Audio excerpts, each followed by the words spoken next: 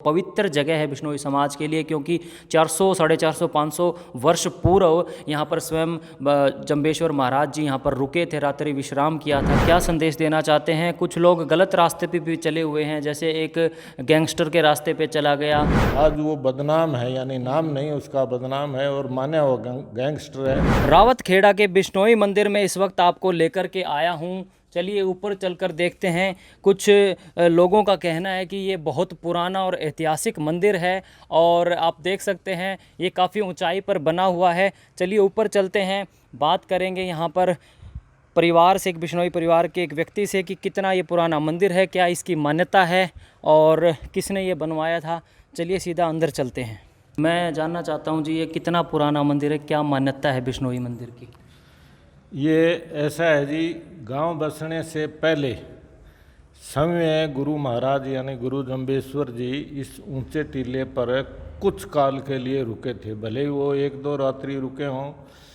उनके रुकने का कारण ये था कि जब वो राजस्थान से यूपी की यात्रा काल पे यानी भ्रमण काल पे निकले हुए थे, यूपी के बिश्नोई जितने भी हैं वो वहीं लगभग अपनी जगह बैठ के बने हैं। यूपी में जैसी रावतखेड़ा शास्त्री है, इस तरह की 2-3 शास्त्रियाँ हैं, कांट, नगीना, मुरादाबाद इत्यादि। तो जहाँ जहाँ गुरु महाराज ने निवास किया, लोगों को उपदेश किया और हवन वगैरह किया, पहल करके लोगों को बिश्नोई बनाया, उस जगह को साथरी कहते हैं। साथरी? हाँ, साथरी। साथरी। तो ये गुरु महाराज जब ये गांव नहीं बसा था, उस वक्त यात्रा काल में निकले तो गांव से 3 फरलांग दूर पूर्व में एक पीपलिया नाम का जोड़ है, बहुत बड़ा विशाल पीपल होता था, उसकी वजह से उसका नाम पीपलिया पड़ा। तो वहाँ पानी का साधन था। आप यूँ समझो, राजस्थान से सिवानी होते हुए जो हांसी को रास्ता जाता था आगे यूपी तक जिससे जुड़ते थे, उसके ऊपर ये पीपलिया जोड़ है। अच्छा जी। और वो यानी अपने यात्रा काल में पैदल ही चले होंगे, मेरा अंदाजा है, कोई उनके पास विशेष वाहन वगैरह तो थे नहीं। तो वो स्वाभाविक सी बात है, रास्ता तो चले ही हैं। जब इस रास्ता चलते आए तो उनको यानी विश्राम करने की आवश्यकता हुई या दिन नज़दीक लग गया, यूँ समझो शाम हो गई, तो यहाँ पानी का साधन देख के और पानी से अलग यानी जोड़ से अलग उन्होंने रात्रि विश्राम करना उचित माना। क्यों? जोड़ के किनारे तो जंगली जानवर वगैरह उनको डिस्टर्ब करते और वो जानवरों को डिस्टर्ब करते, जानवर उनका भय मानते, वो उनका मान। इसी स्थान पर रुके थे जंबेश्वर महाराज जी? हाँ, जब हम जिस जगह पर बैठे हैं लगभग मान्यता 100 की 100 यही है कि इसी ऊंचे टीले पर उन्होंने विश्राम किया और सुबह दिनचर्या से निवृत्त होने के बाद जो हवन का उनका पद्धति थी या प्रक्रिया थी, उन्होंने यहाँ बैठ के अपने भगवानधारी साधुओं के साथ और दूसरे जो गृहस्थ थे उनके साथ यहाँ हवन किया। तो लगभग कितने साल पुरानी बात होगी जब श्री जंबेश्वर भगवान यहाँ पर आए थे, रुके थे? ये लगभग आप यूँ समझो कि सन 1542 में, सम्मत 1542 में गुरु महाराज ने बिश्नोई पंथ की सर्जना की थी। शुरुआत उन्होंने समराथल धोरे से की, बाद में उन्होंने यात्रा काल में जैसे यूपी में गए तो वहाँ भी बिश्नोई बनाए।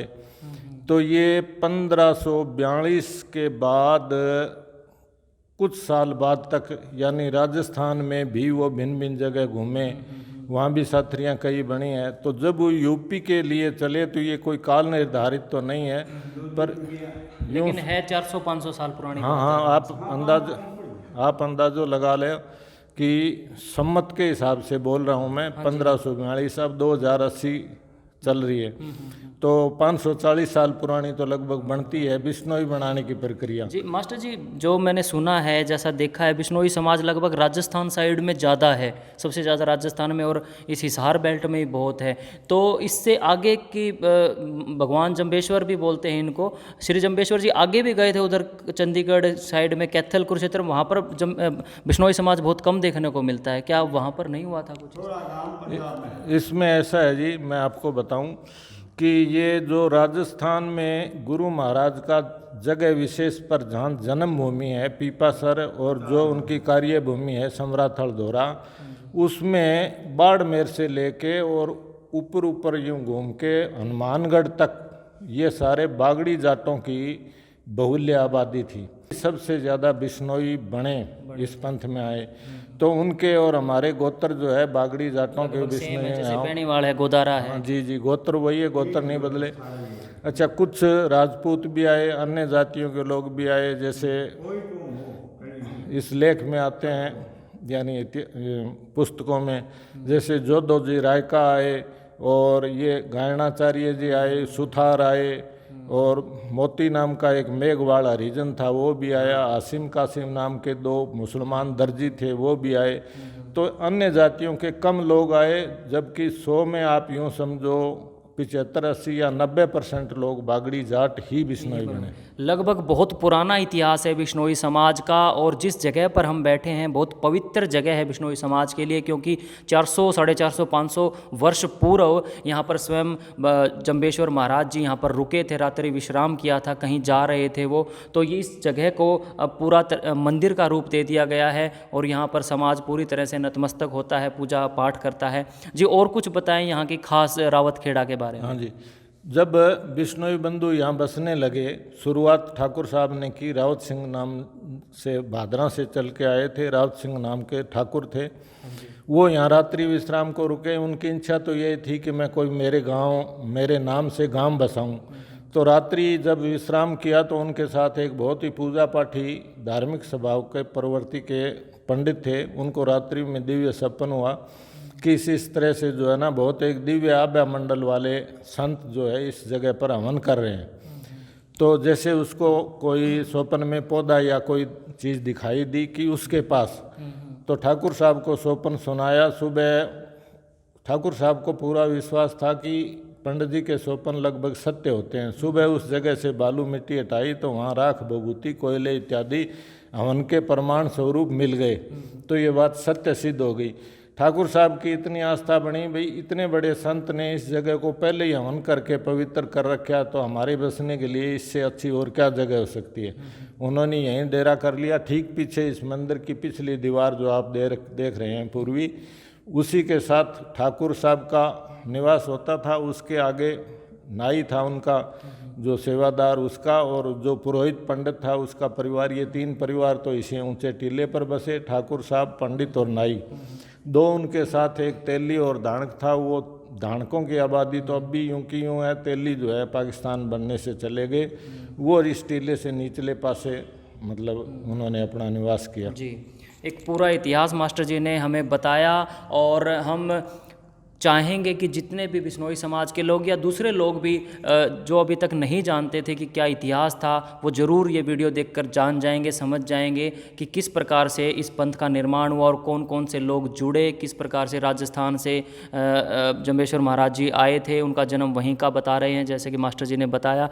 और फिलहाल रावतखेड़ा की इस पावन धरती पर भी जंबेश्वर महाराज ने जो है रात्रि विश्राम किया था, और यहाँ पर फिर बाद में मंदिर बनाया। जी कुछ कह रहे थे आप? हाँ, मैं ये कह रहा था, जब बिश्नोई बंधु यहाँ बसने लगे, ये प्रक्रिया साथ साथ थी। इधर तो गांव बस रहा था, और उधर से बिश्नोई नए नए बनने से पहले भी जाट या अन्य जाति के होते हुए भी वो पशु चारण के लिए यहाँ आते थे, क्योंकि ये खाली ज़मीनें थी। इधर बरसात परमात्मा की दया से ज़्यादा होती थी, राजस्थान में बरसात कम होती थी, तो वो पशु चारण के लिए आते थे, बाद में वापस लौट जाते थे। जब यहाँ 4 घरों की आबादी देखी, ठाकुर साहब ने अनुरोध किया उन बिश्नोई बंधुओं से, भाई आप भी यहाँ अपनी भूमि खाली कर लो, खेती करो, आप भी बस जाओ। तो उन लोगों ने, जैसे उसको आदोचार कहते हैं हमारी भाषा में, जो 2 भाई थे उनमें एक भाई तो रावतखेड़ा बस गया, एक राजस्थान में रह गया। इस तरह से आदोचार कर लिया, यानी एक वहाँ खेती कर रहा है, एक यहाँ खेती कर रहा है। इस तरह से इस गांव बसने की प्रक्रिया शुरू हुई।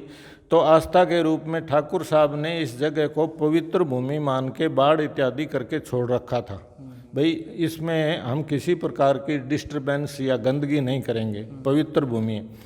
जब बिश्नोई बंधु यहाँ बसे तो उन्होंने अपने तत्काल जो उसका समय के उपलब्ध साधन थे, उन्होंने यहाँ छोटा कोई चबूतरा या मड़ी वगैरह छोटी सी बना के अपना आस्था का मंदिर बनाया।